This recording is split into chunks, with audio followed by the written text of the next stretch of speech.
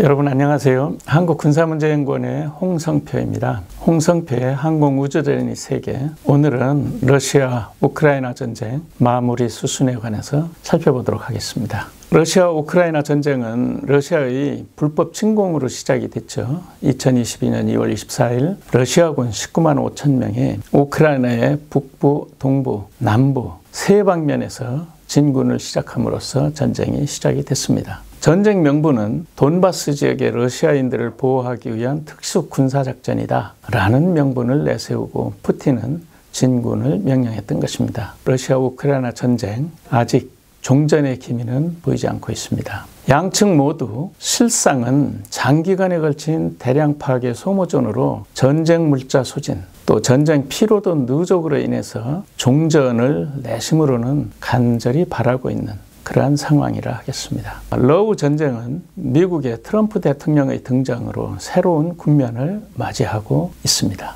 전황을 살펴보면 지금까지 러시아군은 약 20만 명의 사망자를 냈습니다. 사상자는 약 90만 명 이상으로 추산되고 있습니다. 반면 우크라이나군은 10만 명이 사망한 것으로 추산하고 있고 사상자는 약 40만 명 이상으로 추정하고 있습니다. 지난해 8월에 우크라이나군은 러시아의 쿠르스크 지역을 기습 공격해서 그중 일부를 무력으로 강점을 했습니다. 쿠르스크 지역은 제2차 세계대전 때 러시아군이 독일의 그 대군을 패퇴시킨 승전의 성지로 자부하고 있는 그런 지역이죠. 그 지역을 우크라이나군이 점령함으로써 푸틴에게 모욕감을 안겨줬습니다. 그 쿠르스크 지역 전투에 북한군 1만 2천 명이 투입이 돼서 그중에 4천 명 이상이 사망한 것으로 추산이 되고 있습니다. 지도에서 보시는 바와 같이 최근 전황인데요. 러시아는 우크라이나의 동부 지역 4개 주를 무력으로 강점했습니다. 루한스크, 도네츠크, 자포로지, 그 다음에 헤르손 이렇게 4개 주죠.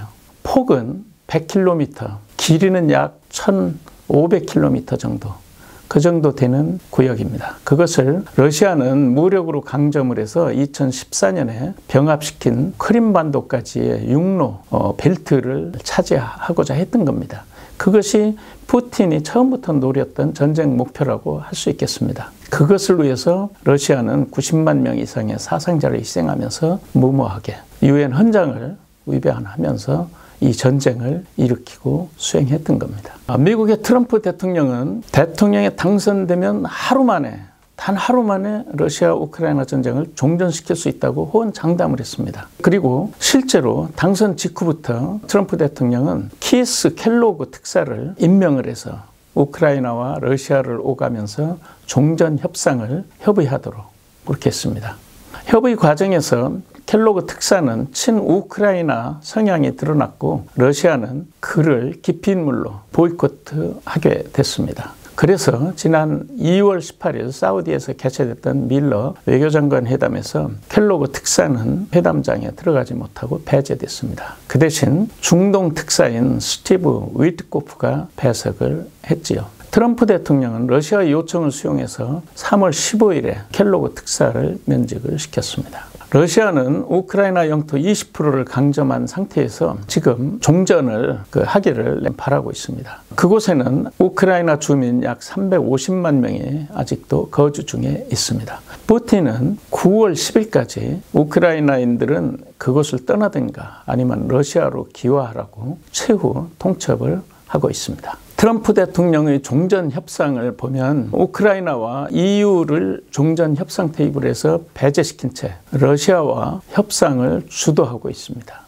우크라이나의 젤렌스키 대통령은 2월 28일 백악관을 박차고 나섰지만 결국 미국의 지원이 절대적인 현실에서 군사 지원을 스톱시키라는 트럼프의 명령 앞에 선택의 여지가 없었습니다. 그래서 결국 협상안을 수용하게 됐죠. 또 우크라이나에 있는 광물 50%를 미국에 귀속시킨다는 미우 간 광물 협정에도 동의하기로 했습니다. 구체적인 것은 좀 더 협의하면서 합의에 이르겠지만 일단 크게는 그렇게 동의를 했던 겁니다. 종전 로드맵을 보면 30일간의 휴전을 상호 협의를 해서 휴전 기간을 갖고 그 휴전 기간 동안에 상호 신뢰가 어느 정도인지를 확인한 다음에 신뢰할 만하다 하면 장기적인 종전에 합의하는 것으로 로드맵을 그리고 추진하고 있습니다.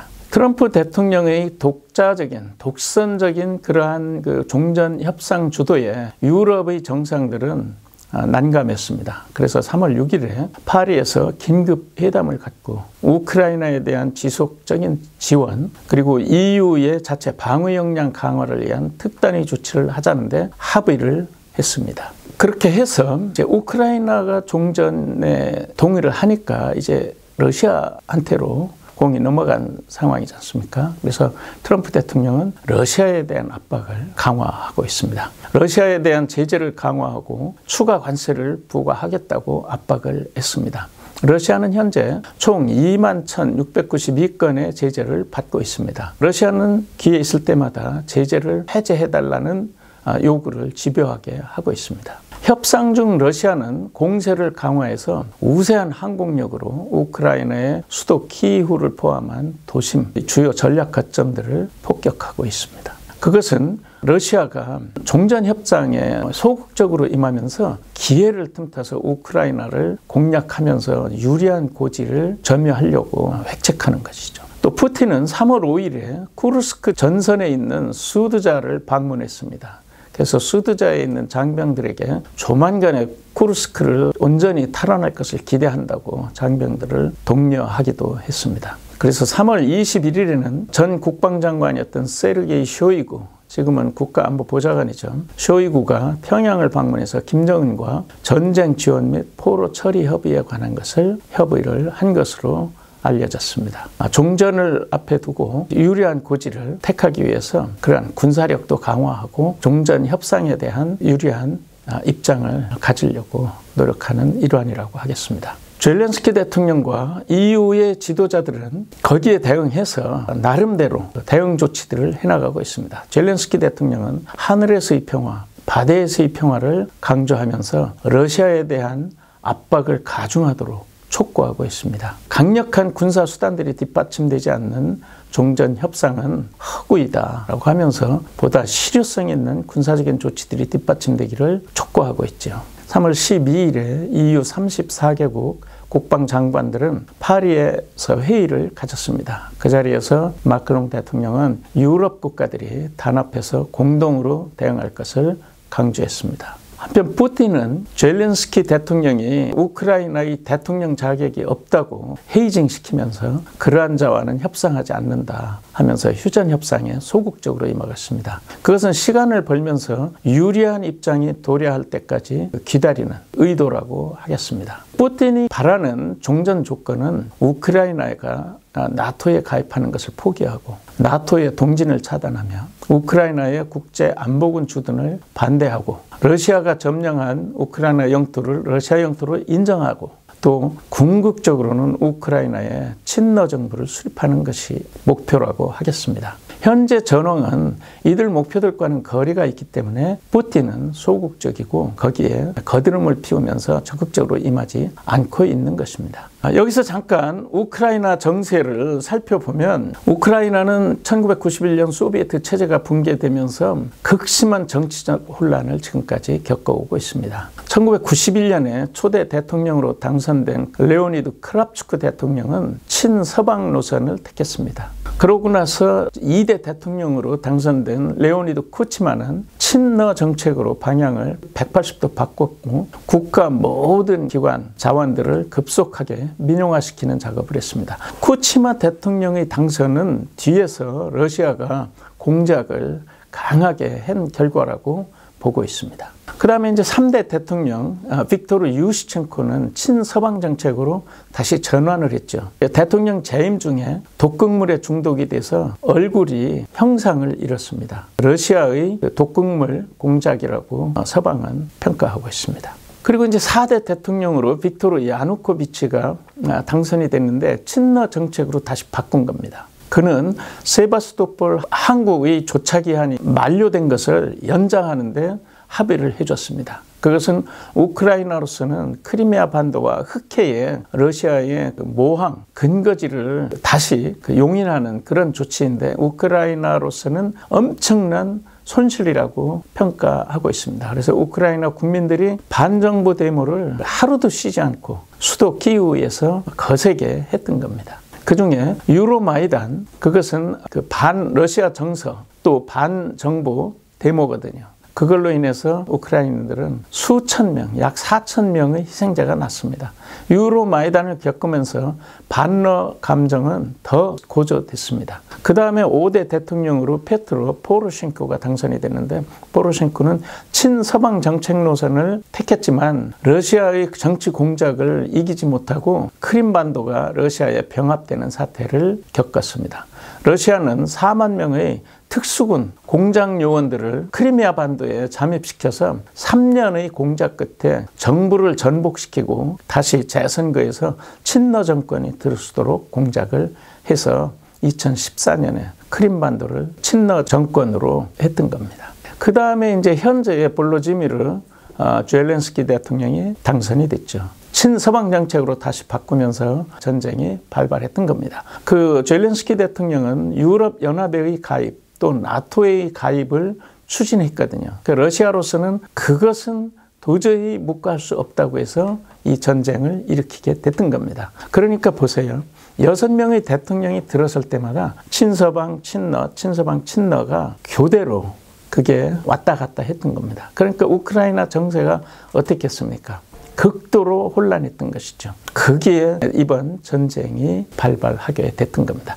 서방 측은 전략적으로 실수를 했는데 결정타로 실수한 것이 뭐냐면 우크라이나 군의 손발을 묶었던 겁니다. 그것은 러시아 본토를 침공하면 안 된다. 러시아 우크라이나 군에게 공세용 무기를 제공하지 않는다라는 겁니다. 그래서 러시아군은 장사정포며 무인기며 전투기를 동원해서 우크라이나를 공습하고 그냥 타격을 하는데 우크라이나는 방어용 무기 장비들만을 가지고 전쟁에 임하게 됐던 겁니다. 전세는 뭐 뻔하죠. 러시아에게 우세한 전국으로 전개가 됐고 손자병법도 전선의 장수를 제한하면 전쟁 승리를 기하기 어렵다라고 일찍이 강조했었습니다.